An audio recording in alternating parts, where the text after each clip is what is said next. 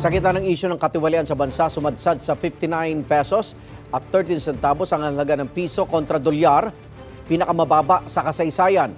Ayon naman sa Department of Public Works and Highways, wala ni isa sa mahigit 8,000 flood control projects na kanilang inspeksyon ang may environmental clearance certificate na kabilang sa mga requirements sa proyekto.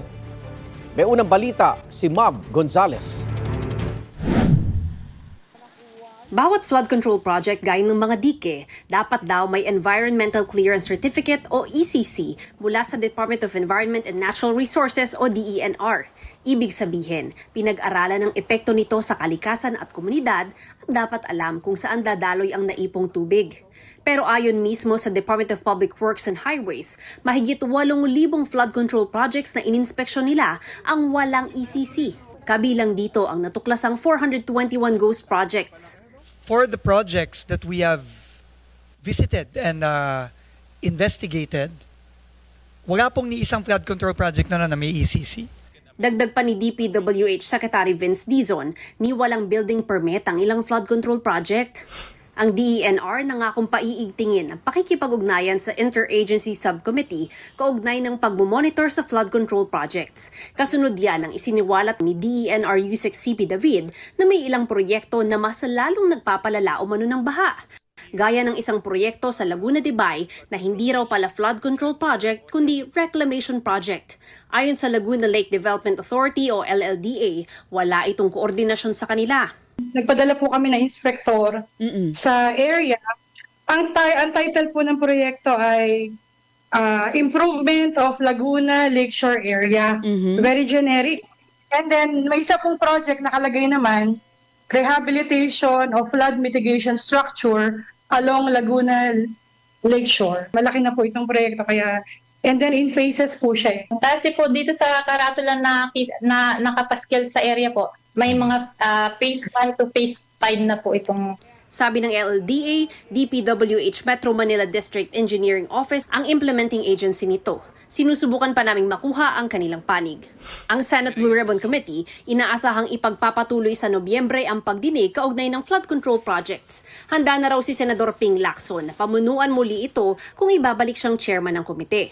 May iimbitahan daw siyang isang very important witness pero hindi niya sinabi kung sino ito. Palak din niyang lawakan ng investigasyon, hindi lang sa flood control projects, kundi pati sa ibang maanumalyang proyekto gaya ng farm-to-market roads.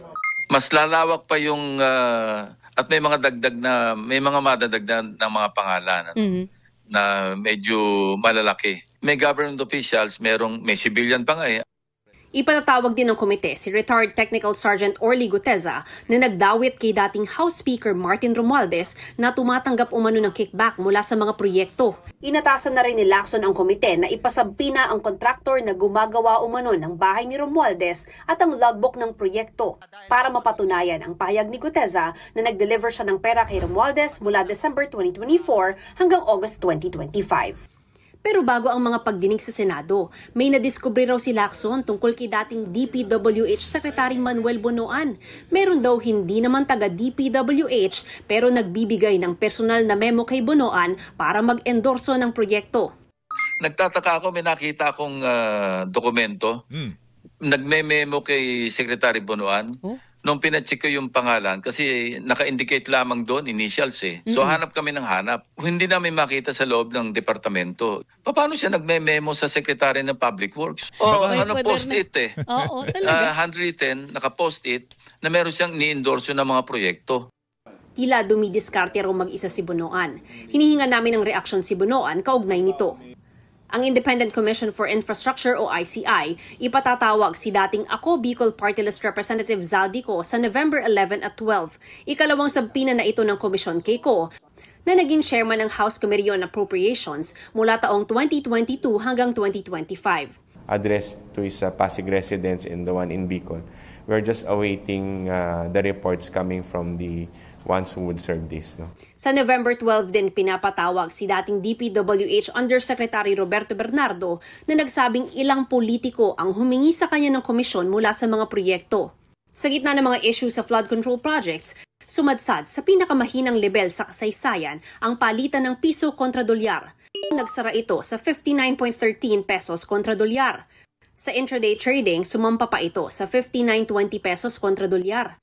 Sabi ng Bangko Sentral ng Pilipinas, posibleng sinasalamin nito ang pangamba ng merkado sa posibleng pagbagal ng paglago ng ekonomiya dahil sa mga kontrobersya sa infrastructure projects. Pagpapakita raw ito na isa ring economic issue ang korupsyon, ayon sa isang kongresista. Yung panahon kung saan mataas yung distrust, mataas yung nakikita na usapin ng corruption, hindi tayo nasusurprise na may ganitong epekto. So habang sinasabi ng iba that corruption is a political issue, more than that, corruption is an economic issue. Kailangan daw maghanda sa pagtaas ng presyo ng bilihin ayon sa isang ekonomista.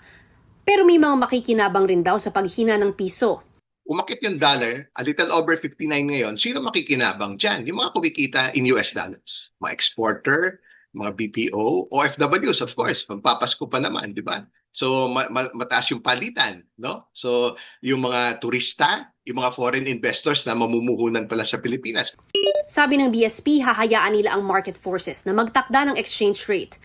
Tiniyak din ng BSP na suportado ang piso ng pumapasok na remittance. Mabilis na paglago ng ating ekonomiya, mababang inflation at mga kasalukuyang reforma sa bansa, pati na rin ang pagpasok ng foreign exchange mula sa BPO, turismo at mga OFW.